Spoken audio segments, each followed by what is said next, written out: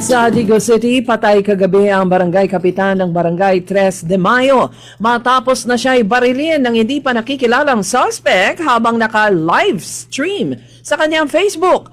Kinilala ang biktima na si Chairman Oscar Bukol na naisugod pa sa ospital subalit nasawi din. Makikita sa kanyang FB Live na may kausap din siyang tao nang marinig ang sunod-sunod na putok at nakita siyang duguan sa balikat habang humihingi ng tulong. Sa Caraga Region, umabot sa 15,000 pamilya o 15,500 na katao ang apektado ng nagdaang Tropical Depression Verbena sa riyon. Ayon sa Regional Risk Reduction and Management Council, ang mga apektadong pamilya ay mula sa 69 na mga barangay ng riyon. Inaasahang makakauwi na sila ngayong araw sa kani-kanilang mga lugar. Sa Dapitan City, sinuspende kahapon ng Philippine Coast Guard ang biyahe ng lahat ng uri ng sasakyang pandagat mula sa lungsod patungong Visayas dahil sa bagyong si Verbena. Nasa lalawigan ng Negros at Cebu ang bagyo kahapon kaya't malalaki ang alon sa dagat at malakas ang ihip ng hangin.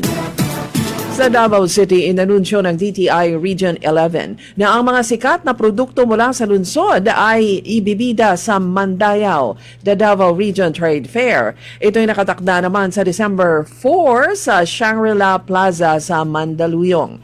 Ayon kay DTI 11 Regional Director Romeo Castañaga, ito'y suportado naman ng Tatak Pinoy Program at ng Coconut Farmers and Industry Development Plan. Sa Zamboanga City, huli dahil sa kasong estafa ang isang babaeng taga Central Luzon na nagtatago sa lungsod. Ang suspect ay isang 45 anyos na negosyante na merong warrant of arrest. Sinabi ng tagapagsalita ng PNP sa lungsod na ito ay isang wanted at patunay ito na kahit saan ang isang wanted ay matutukoy pa rin ng batas.